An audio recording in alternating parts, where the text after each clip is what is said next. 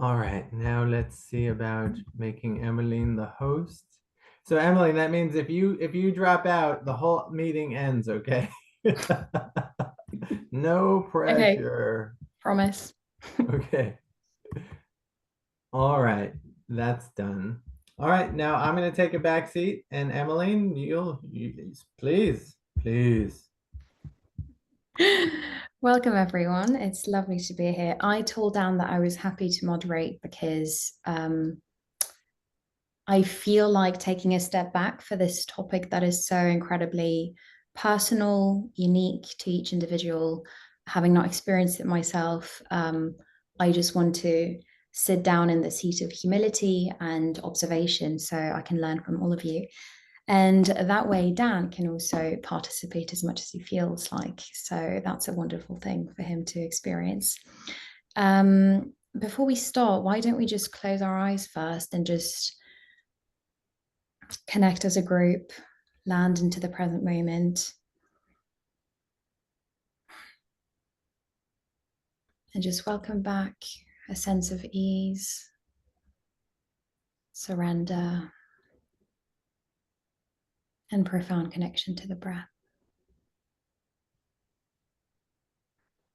So, wherever you are right now, whether you're sitting on the floor, on a chair, or anywhere else, just spread your energy across your entire body. Check in with its current state, where it's come from, and where it's planning on heading next, later. And between these two brackets of time on which we operate every day, there is just this one eternal window of presence that we find ourselves in now and always. And so, welcome back a sense of presence through the awareness of the body, through the awareness of every single sensation you're currently interacting with, and also through the awareness of your five senses, wherever you are, what kind of noise is surrounding you. If you've eaten something for breakfast and the taste somehow lingers, are there particular smells around you? How does it feel to be exactly where you are? Slowly and gently incarnate every single corner of this space that we call the body.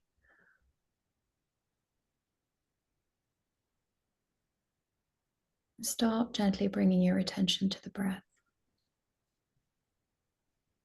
by observing its natural flow, its natural pattern, just being a pure witness. Don't try to change the quality of your breath. Just see exactly what it feels like here and now. Every inhale,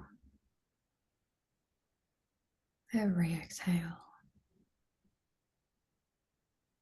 If the breath is shallow, then it's shallow. And if it's deep, then it's deep. Don't attempt at transforming its quality. Just linger in what it's giving you. As Pema Chandran penned herself, start where you are. In other words, start with the present moment. And as you keep your attention on the breath,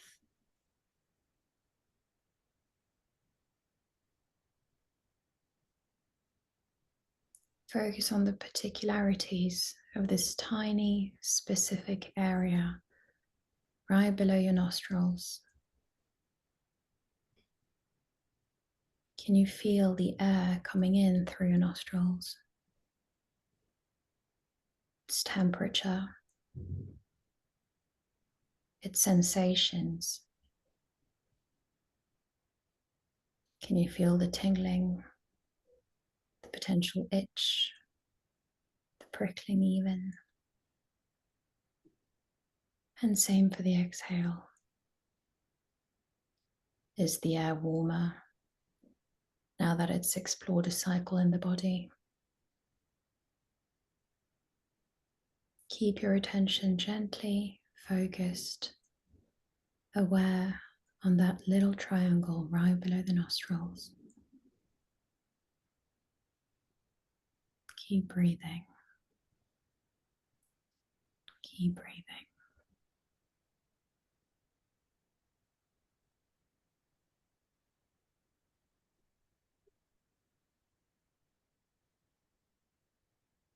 And when the mind wanders, as it will,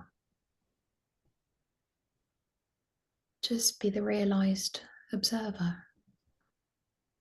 Just be the presence, the awareness in the background that sees it wandering. And like an old friend, inviting it back into the present awareness below your nostrils. Don't force concentration. Don't force the thoughts to stop. Just be that everlasting, silent, still presence, observing all these changes unraveling, constantly changing. This impermanence, this flux of events called life taking place all the time. And you're just there, present to the unfolding.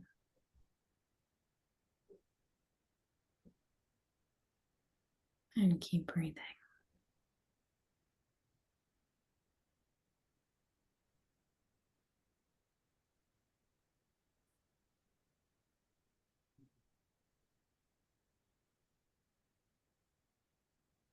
And as we're about to launch into a session that requires comfort, trust, curiosity, and compassion,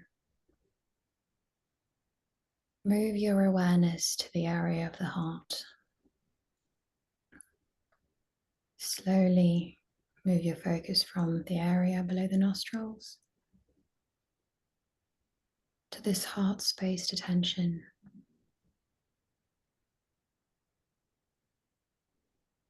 Notice the quality of its beat, this singular rhythm pounding against your chest. And allow yourself to fall in love and fall in presence with this profound energy giving you life every second of every minute of every day.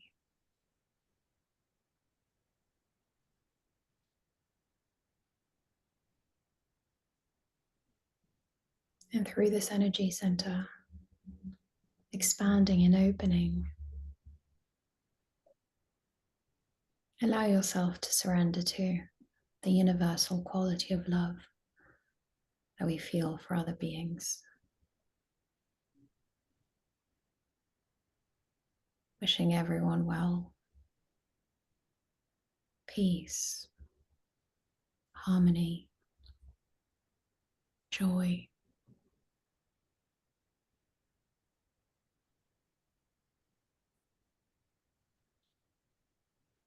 Be the evolving mirror of that love. And allow yourself to feel its energetic expanse transgress the boundaries of your body. Feel it spreading as wide as you can. And rest in the heart just for a few minutes, or rather a few beats. And keep breathing from the heart, observing the wonder of its unique rhythm.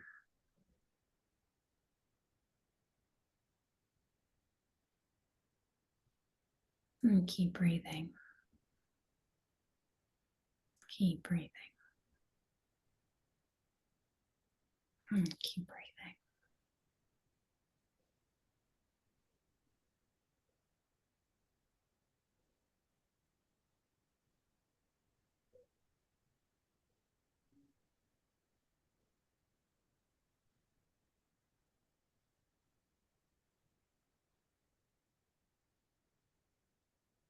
And whilst keeping your eyes closed, if you feel comfortable to do so, gently place both of your hands on your chest in this area that you've activated,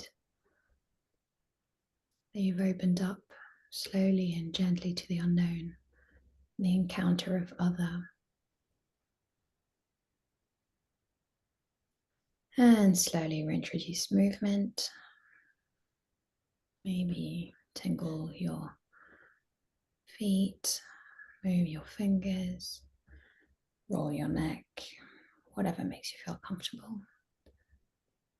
Just to bring more life through movement in the body. And whenever you feel like it, gently open your eyes.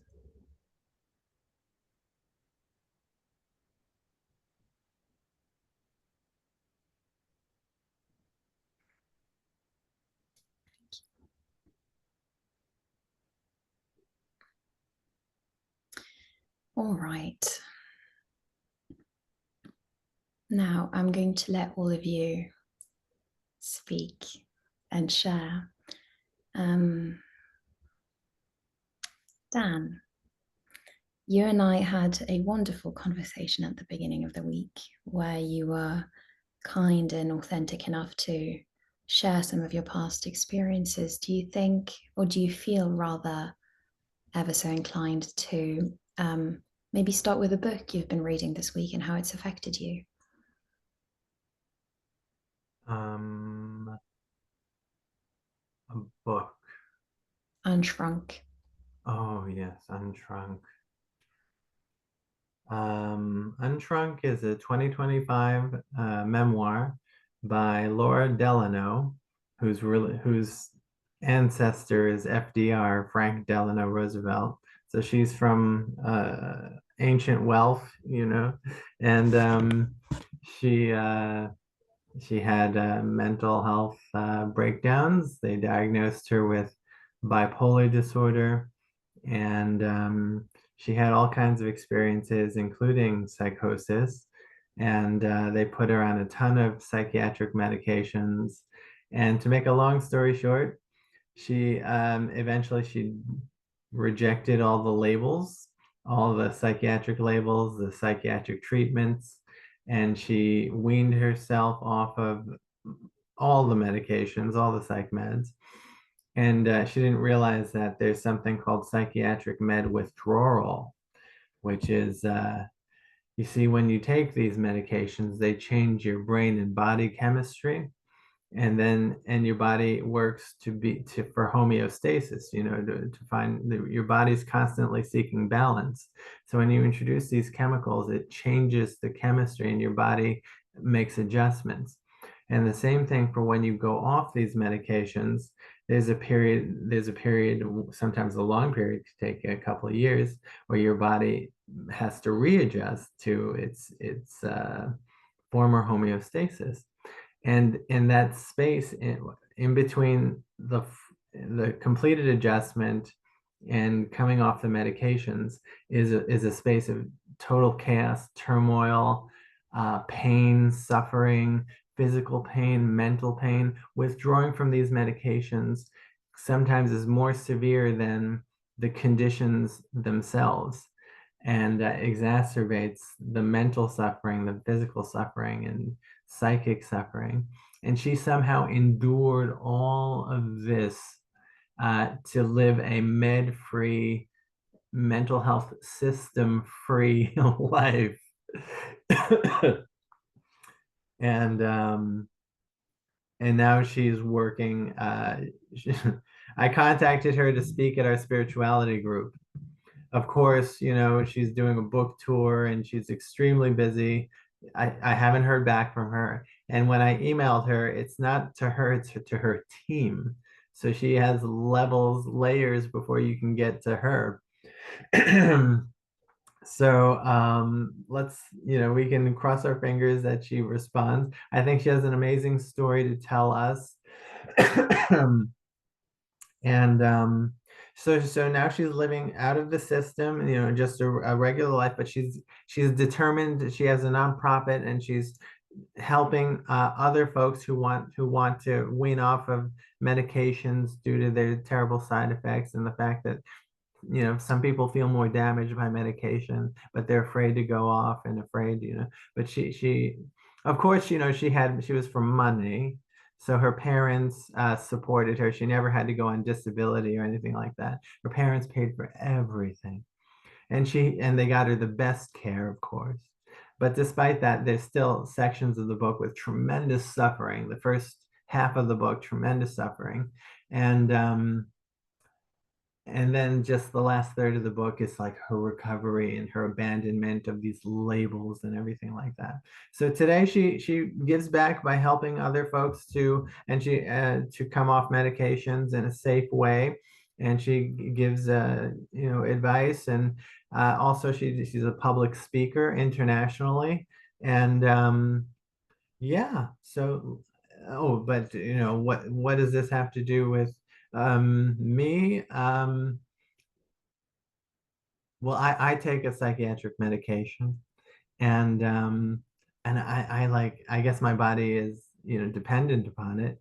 I take one before I go to bed every night. It's an antipsychotic, which is something that Laura Delano was on, in addition to a number of other things, including SSRIs and mood stabilizers and all these things.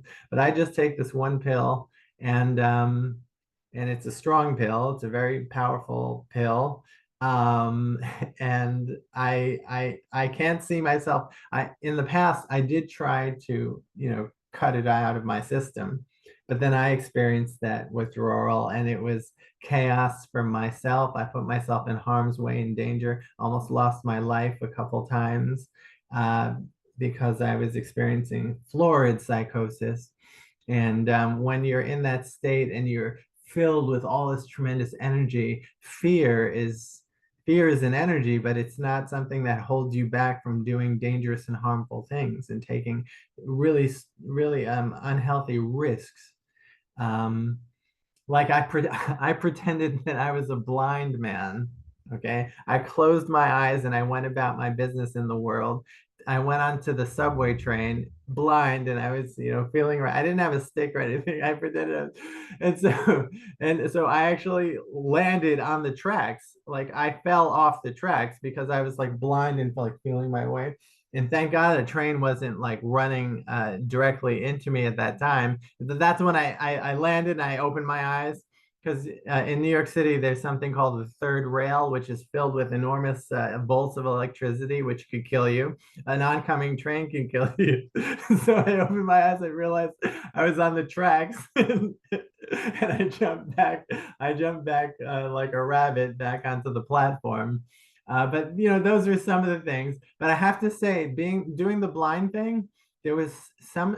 It made me realize that there is tremendous compassion in humanity too, because as I was making my way to a staircase, blind and feeling around, even though I could really see with my eyes closed, there a young lady said, "Oh, let me help you down the stairs." And she helped me down the stairs, and this is tremendous flights of stairs.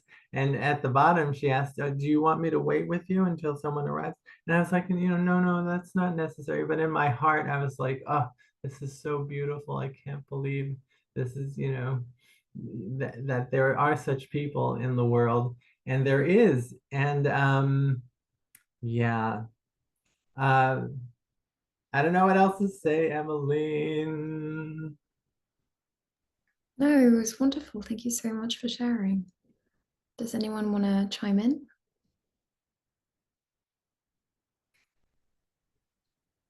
I was a I was a caregiver for over a decade for someone who was extremely had huge mental health challenges.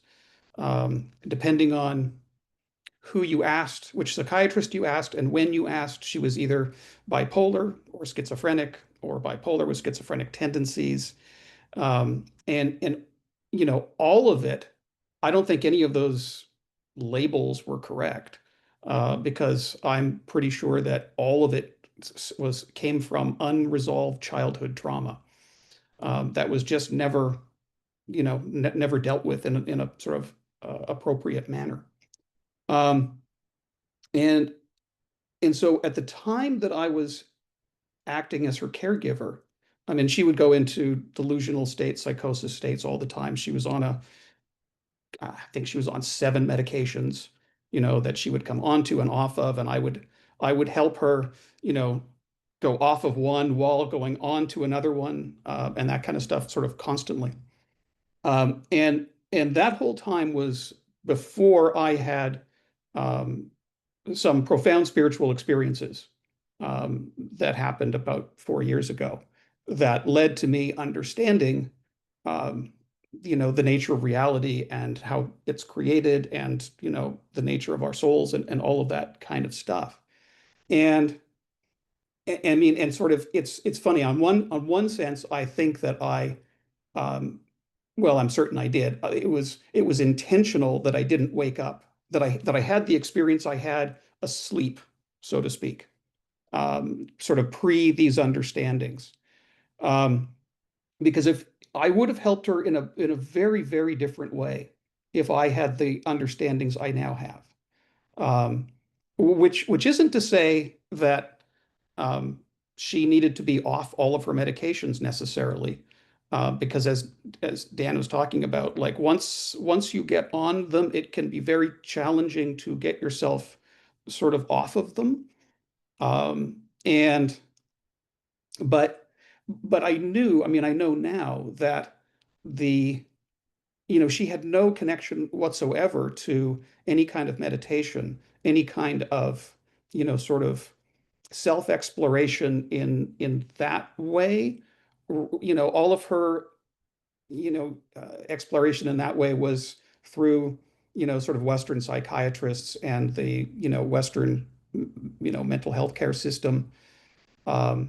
And I'm certain that especially if it had happened at an earlier age, like sort of closer to the trauma that she experienced, I'm certain now could have been very successfully treated, and she could have moved past it and through it, and on to sort of better things. But because of how it was, she avoided it, and then again it's treated through psychiatric hospitals, and just piles and piles and piles of medications that just dulled her senses, um, and stuff. And so yeah, that's sort of just a sort of long way to sort of explain why I'm interested in this topic in general. And because, like I said, I mean, I'm certain, and I've even come across a few stories of like Dan was recounting, people who had some kind of tremendous trauma or psychiatric break, who then actually find healing through, meditation, and through understanding that this stuff is carried over from past lives, and all of this sort of, I mean, it gets complicated to explain, but through that perspective, they are able to let go of things, and actually find peace. Um, and I think it's one of these changes that I expect we'll see more of in the future. As more people sort of come to understand, those, the way that, so the true nature of our reality. I think that uh, they'll move away from traditional Western psychiatric treatments, and away from some of the medications that again are not necessarily in their best interest. But again, it's tricky though. It's tricky when someone's like, as Dan was describing, like there were times where Kimberly came off of her medications, right? Where she took herself, she just stopped taking them.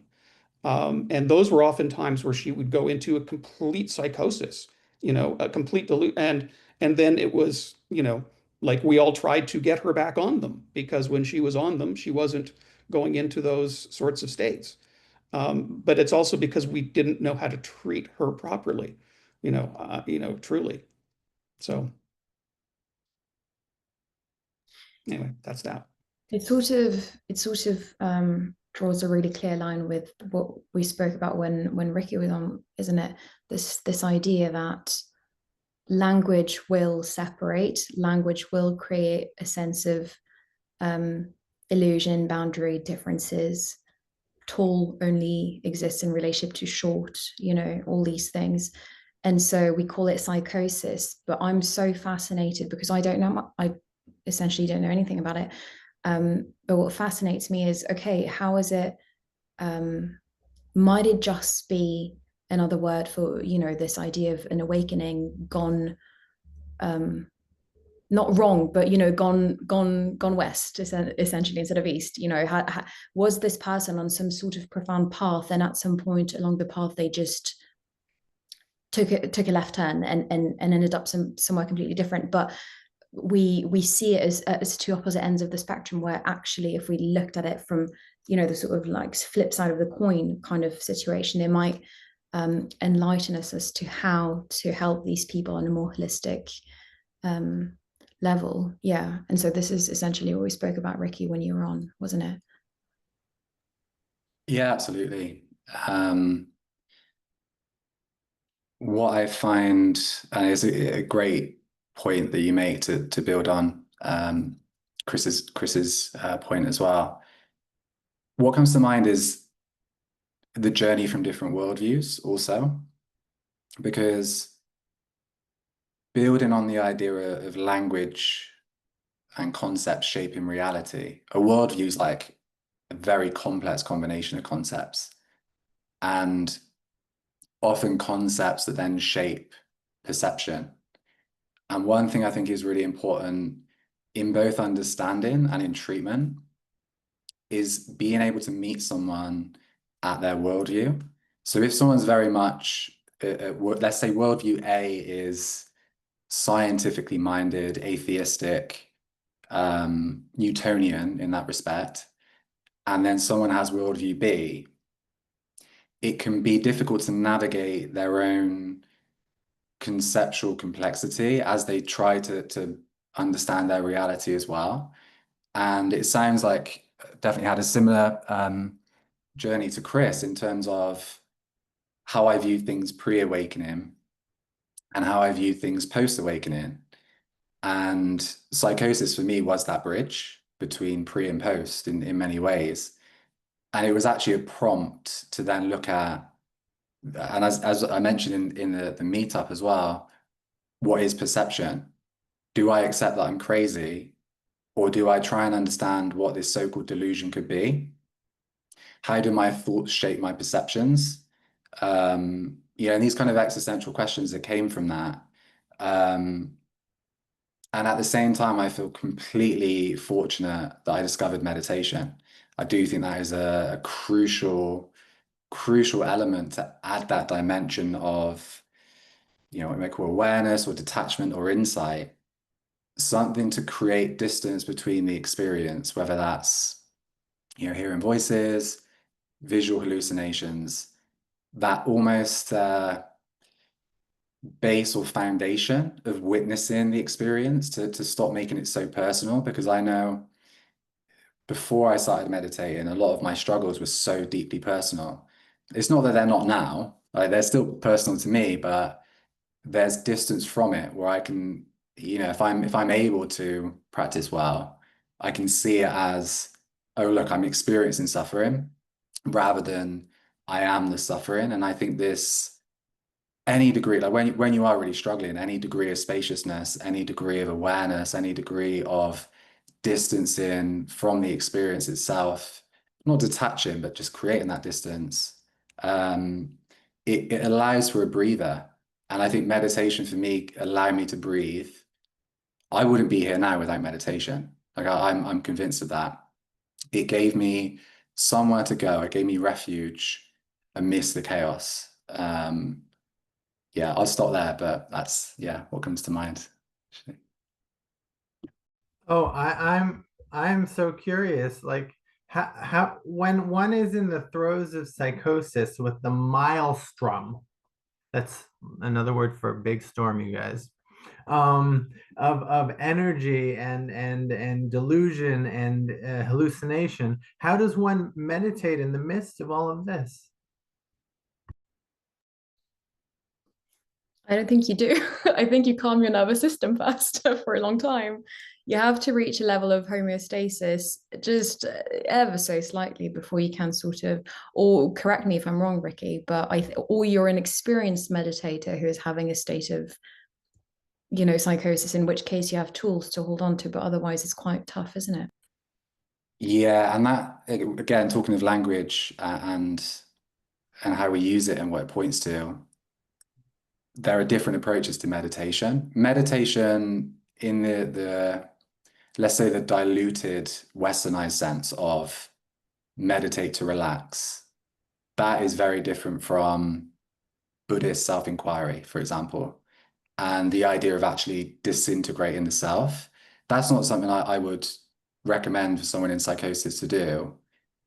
For me, I had that experience at the time, so I could sit with the experience and try and atomize it. So, and as you say, like relax, be with the body, but try and bring some sense of grounding into the body. And when the body was too much, again, trying to bring grounding into what might be called like the groundless ground, like into the awareness to then see where's the spaciousness in this experience of fire and chaos, and the storm. So I think it's possible for sure, but it needs a lot of careful instruction.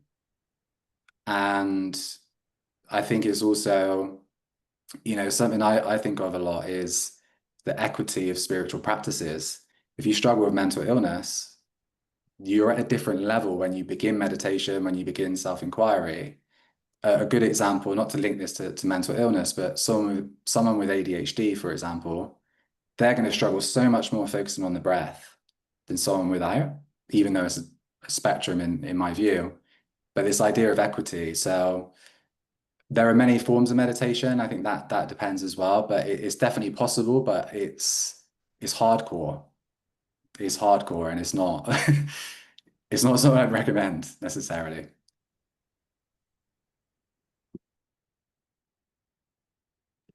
I'm so like stimulated by everything everyone's saying. I don't even think I'll be able to touch on everything that's coming up, but um yeah, I feel like the moments in which I've experienced psychosis time and time again, I've had to like build this strength and this will and this faith and this ability to stand still amongst all of the chaos. And I think that it's always such a process to get yourself there. And there's always like stagnancy in the beginning before kind of getting yourself out of that state or trying to, I think, even just accept the energy that you're receiving. A lot of the work that I do is very much in the body, and I feel like something me and the people I collaborate think about a lot. And I even was kind of contemplating this yesterday in one of our rehearsals because we do integrate a lot of meditation and different ways to meditate in our practice. And one of them is this practice of think, will, feel, which is really interesting and really activating. Um, and it's all about like gesture in the body. And I've just been sitting with how your body can kind of be convinced that you are suffering, and you can, while having this mental clarity, and it can also be flipped. Like your body can feel liberated, but your mind can be suffering and stuck in these loops and you're paralyzed. And I just think that there's this integration that happens in meditation where those two can interact with each other, the body and the mind, and they can remember that they're not separate. And I think that there's always a piece of that and grounding myself when I am experiencing psychosis. It's like, I feel like what has helped me cope the most is always just accepting and finding some way to let the energy flow and be what it is. But also, I feel like the holding the space for your body to do that integration, there's something that occurs when you just sit there and you're like, I accept this because I'm capable of holding it. And I just feel like it alchemizes something in the body to be like, okay, I'm not so panicked anymore. And I'm not so like quick to try to come up with a solution to not experience this reality. It's like I accept this reality and I'm here for it. And I just feel like there's always this shift that can happen when you just allow it to move. And yeah, no, but in the moment, I feel like it's always something that, like, retrospectively is very like, okay, like, I got through that. That was kind of crazy, but like, I don't even know what was happening there. But I feel like it definitely builds this faith in one's capability that makes it so spiritual, but it even gets complex sometimes, I think, mixing that sense of spirituality with the psychosis, because I feel as though sometimes that can even be a catalyst for anxiety, because it's like, oh, is this my intuition? Is this anxiety? Is this real? And I feel like I myself sometimes, and I even wonder for the group, like how you learn to decipher like what is like my intuition and what is my soul trying to tell me versus like, is my body afraid telling me incorrect information? I feel like that's what I always struggle with at this intersection of spirituality and psychosis. It's like using one to validate the other or reject the other sometimes, that I find very interesting. That's always a part of the dynamic.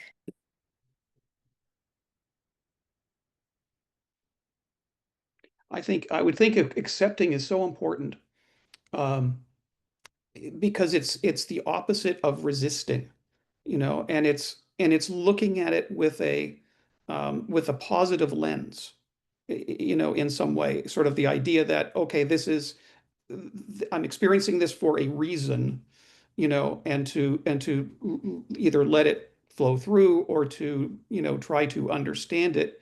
But even in the trying to understand it, I would think there was, again, as soon as we put expectations on things, or as soon as we label things, we can sort of take them into, well, we run the risk of taking them into sort of negative places.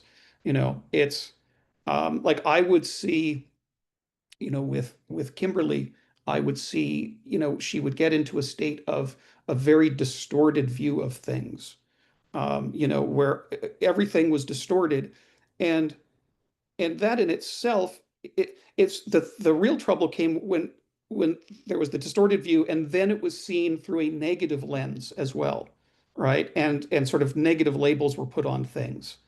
Um, and that can spiral, and really sort of lead to not good spaces.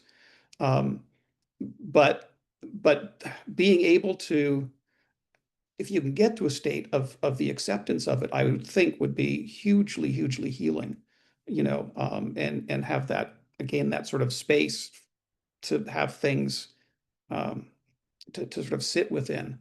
Um, but I mean, it was Dan, Emmeline, the idea of, um, someone being in a manic state, and trying to get them to meditate, is going to be, I mean,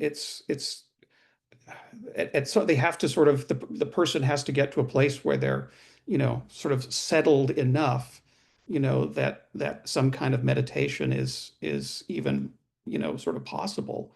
Um, you know, and I think somebody else mentioned it, maybe Gabby or Ricky, about, um, meditation doesn't have to be one kind of meditation either.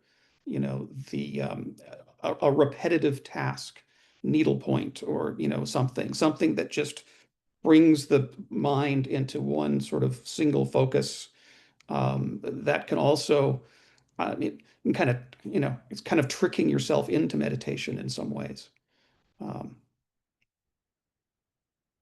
And in some ways, I can imagine that being equally, if not more, I mean, No, because we're not going to enter the comparative realm, but very uniquely powerful because I mean, I'm only brainstorming with myself and you here, but I can imagine that, you know, the meditative inquiry and process implies a certain form of um, uh, surrendered lonesomeness. It's you, it's your thoughts with your eyes closed. So there's a sheltering from the external environment that takes place on purpose when the setting, you know, invites you to do so, and you're prone to it. But if what you need in a state of psychosis is to sort of reconnect with the tangibly real, the 3D, the reality of things, then to do tasks like menial tasks with your eyes open and to sort of just reconnect to the immediacy of that movement action and to anchor yourself in the 3D might be even more or just differently, you know, impactful, I can imagine.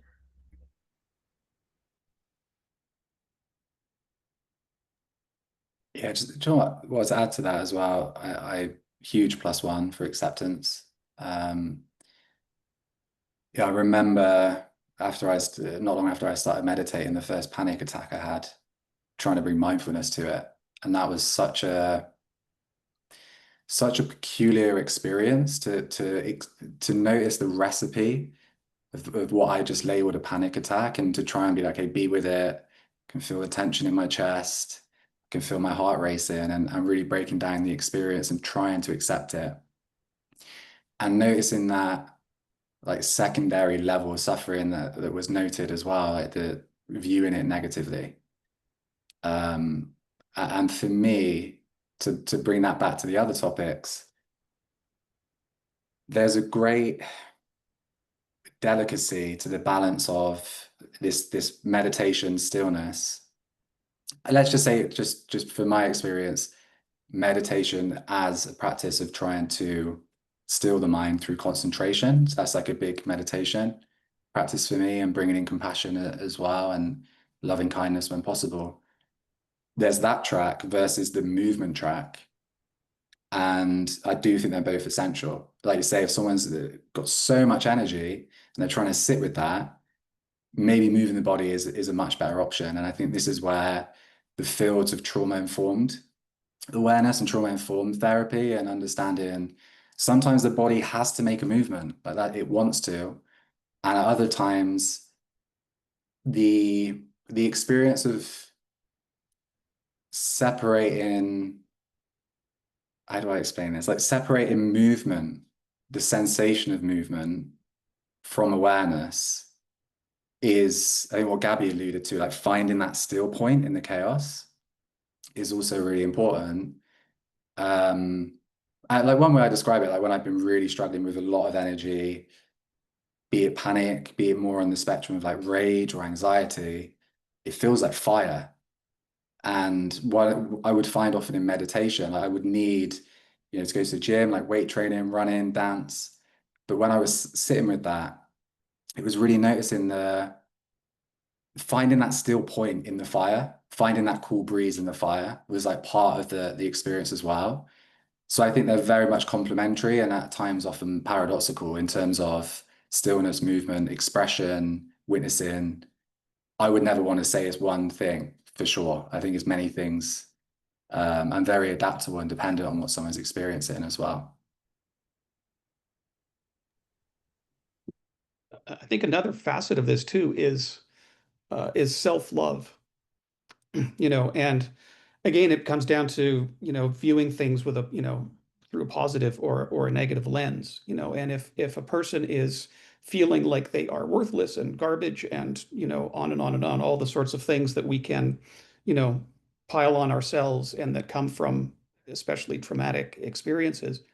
Um, if that's very different from someone who comes to the understanding of, like you are here for a reason, and you are actually, your soul is actually an amazing, magnificent, unbelievable thing, the wondrousness of that, the wonder of our physical bodies, that we're here and all of that. And I think, again, that kind of perspective can, I think, it's enormously helpful and healing, and it's something that, again, sort of you may call it the Western sort of approaches to, psychiatric stuff doesn't really get to, in my opinion. But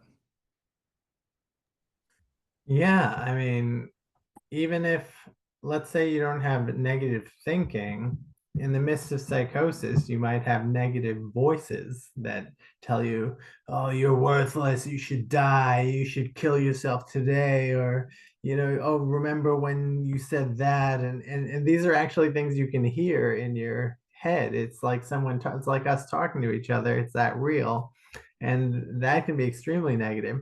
And the interesting thing is, in Western, the studies have shown that in Western cultures like ours, these auditory hallucinations, these voices are like negative and demeaning and challenging and fear invoking. But in other countries, like I saw like studies like in India or in Africa, it's like your mother nagging you to do the dishes or whatever, it's like, an angel or something sweet, or just a community like, oh, have you been outside yet? I think you should get some fresh air. That's the kind of voice that you might hear in a country with a totally different culture.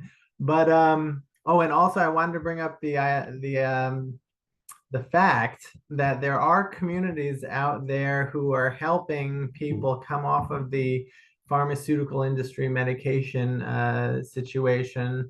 Like there's something called Soteria House, which helps folks, residents, to explore their psychosis with minimal or no medication in like a safe environment. Like they have a residence, a building, they have some land, and there was a Soteria in I think on the East Coast in the 70s here in America, but it lost its funding, of course, when the medical model was booming. And but there is something happening, I think, in Vermont and also in Israel. They just opened a new Soteria House in Israel. And also there are other programs called like Open Dialogue, which also involves minimal medication, if anything, and it's a unique modality of therapy with and check it out. I think I can send you. When we're done with this, I'll send you guys some interesting resources about all these things happening, as well as Brian Spittle's. Oh no, there's a dissertation that that was sent to me. It's okay. It's like 180 pages, you guys, but it's about a program that started in the 70s and 80s. That apparently there was a number of them, not just Soteria House, but there was like something called like it sounds like Diabolique or something like that. And there was other programs like from other psychiatrists who were sort of anti the medical paradigm. They were like alternative psychiatrists, apparently. I guess like Carl Jung in his day was an alternative psychiatrist. And a lot of Carl Jung's philosophy and research and findings were sort of carried on and inspired these guys to create things like Soteria House and these other programs. So yeah, it's very interesting. And I don't know if these things, well, Soteria House opening recently in Israel, maybe, and in Finland and in Belgium, there are these types of programs that and like even in the United Kingdom, there isn't as much emphasis on the pharmaceutical answer to these issues as there is here in the United States. And perhaps like Ricky could talk to that. But that's it for now. I'll pick up the baton. But I'd like to pick up on, because you mentioned Jung, and for me, talking of different tracks, there are almost like different axes of the experience. There's the awareness of, I'm going to use this as just like a spontaneous diagram, but the awareness of experience, and then let's just say, conscious experience and unconscious experience, right? And meditation is creating a separation to have awareness of conscious and then increasingly unconscious material, because if you're in that space, things tend to surface more. And at the same time, a way to view the contents of the mind or of the psyche.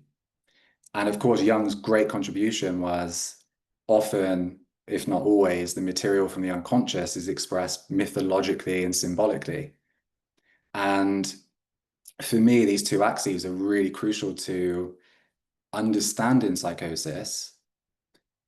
I don't want to make bold claims. I do believe that every psychotic, this is a bold claim. I'm making a bold claim. I do believe every psychotic experience has an underlying symbolic interpretation that is related to that person's individuation or becoming. And that's a very different approach. Working with that material to understand it is different from creating distance and space. But again, they complement each other.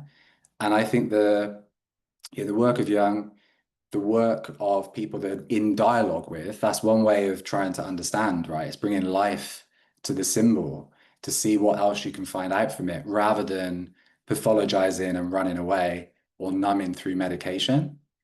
So I think that this, we could call it a lost language of the unconscious, is also really important to inquire into a more intuitive or poetic way of understanding the contents of the psyche and the soma, the body too. Like that can often be symbolic, but in a way that, you know, like Chris mentioned as well, this feeling like there's a purpose to it, feeling like there's more to this than just I'm going crazy. Like there's actually something in it.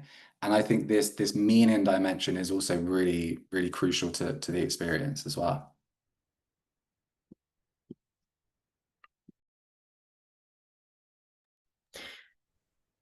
It's interesting because if you think about it, one of the qualities of Homo sapiens in general is we're meaning making machines. That's what we do. We create meaning, we create connections between things, events, people, objects, and we create meaning. And so when you were talking, it almost made me think of, isn't that something, just the ability, the neuro ability to create meaning, sort of like an engraved key that we've been given somehow through the process of evolution as a way of healing? Isn't meaning a way that we've not explored yet? And they talk about it in grief as well. You know, they add this like last step of grief and healing, it's finding purpose in grief. And so isn't that a way to transcend all these layers and reach a closer level of consciousness if we use meaning as a way to bring us and each other to some sort of spiritual healing within? Maybe we've not fully explored the impact of meaning within and outside of ourselves to some degree. I don't know.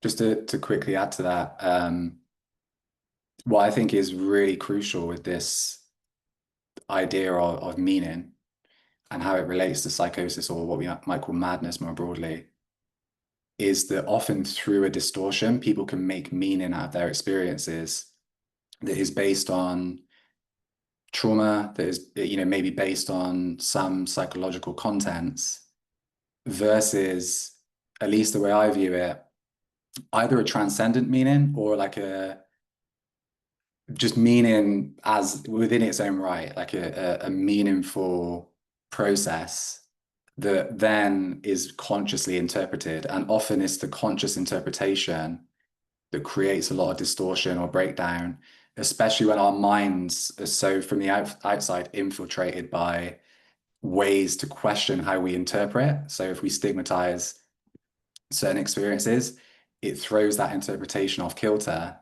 and it creates like then an interpretation, like a meaning making out of a meaningful event that's also distorted. So it's a really, really nuanced, but a great thing to introduce, I think, that kind of dynamic. And it's the intellectualization of it as well. It's the process of just like intellectualizing it and putting it through a series of concepts and layers and filters of mental understanding, which kills the fabric of the truth. Yeah. Mm-hmm. Yeah, I agree with that completely. how we can, depending on how we label our distortions, again, it's a combination of acceptance and, but also, yeah, we have storylines we tell each other, we tell ourselves, we're living our, some storyline. And if we label it in such a way that it's, negative, and if we label it as paranoia or something, right, then we will see that. It will come to us, as opposed to, but I do understand that but I do agree anyway that it's, you know, there's a purpose to all of it. There's a purpose to all of those, the fragmenting, if you will, of someone's psychosis, of, that there is, that it actually I'm that it's actually us trying to heal ourselves. It's being brought up and put into our awareness for a purpose, for us to ultimately heal.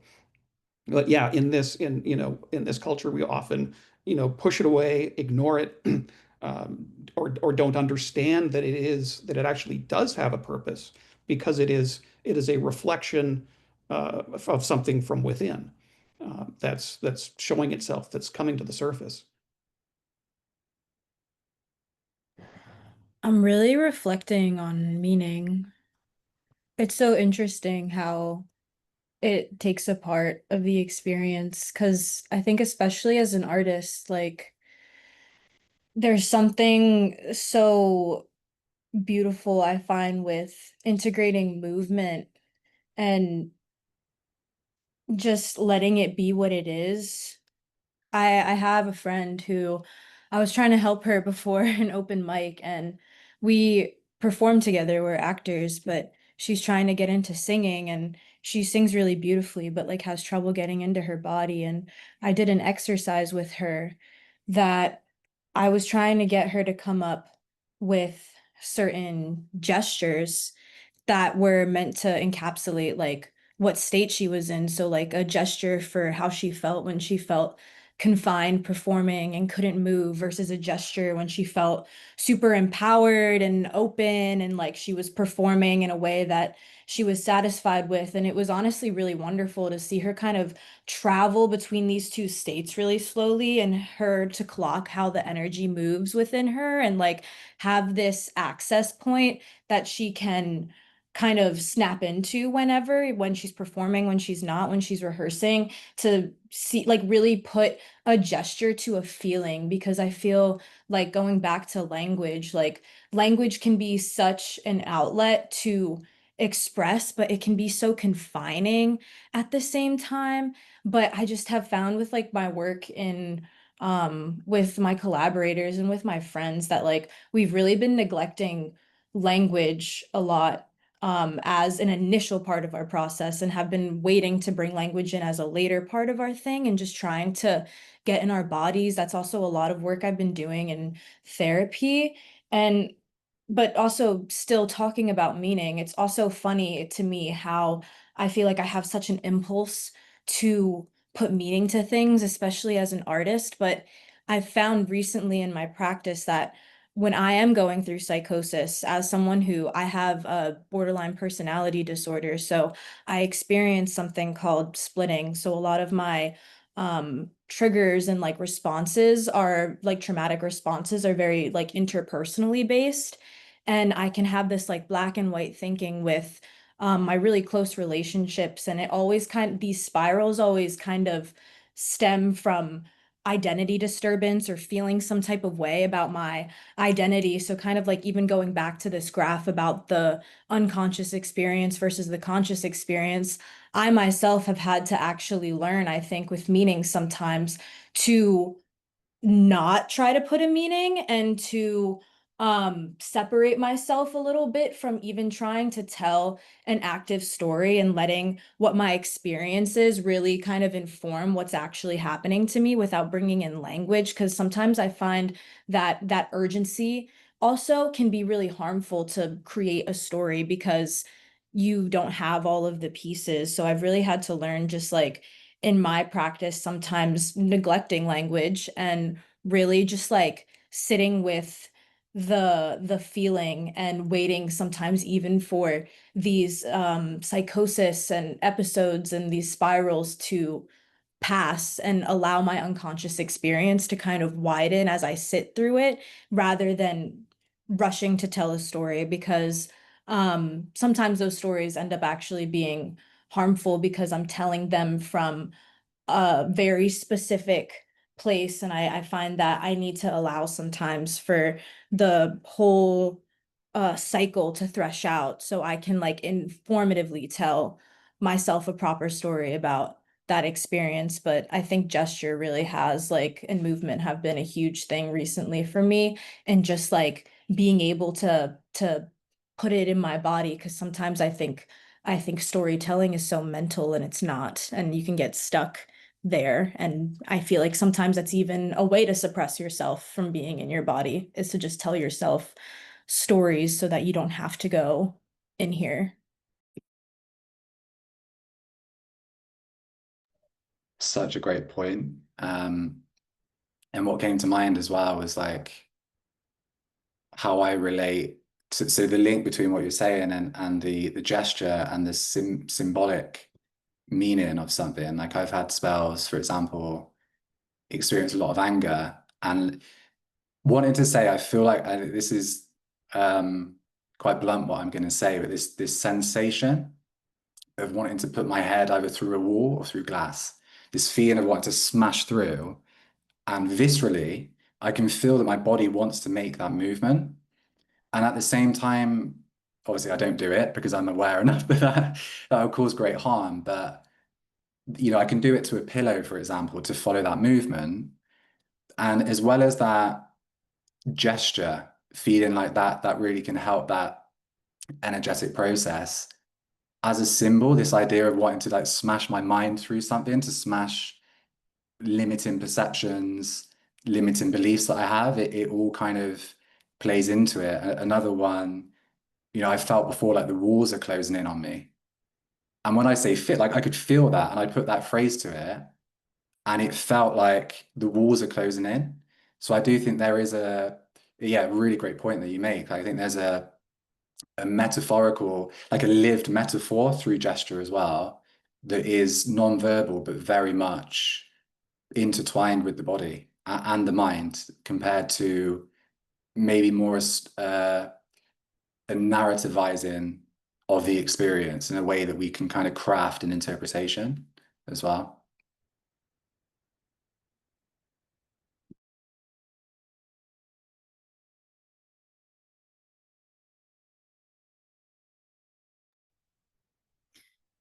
We're coming up to, well, we've passed the full hour actually.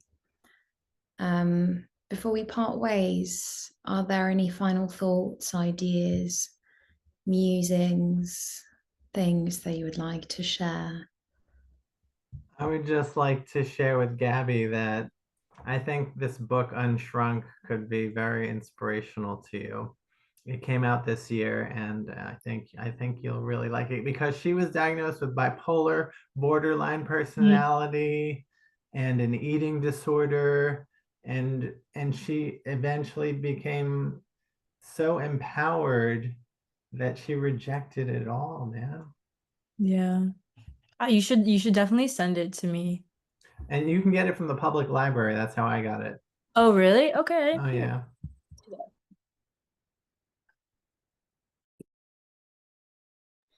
Wonderful. Well, this was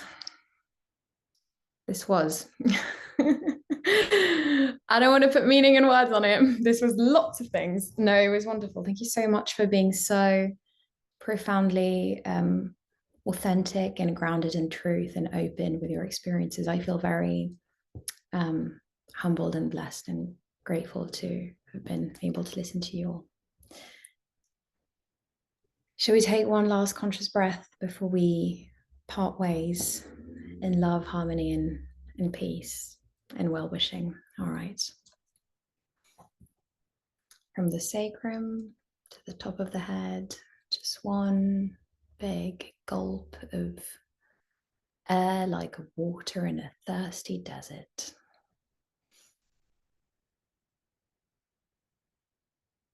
And exhale.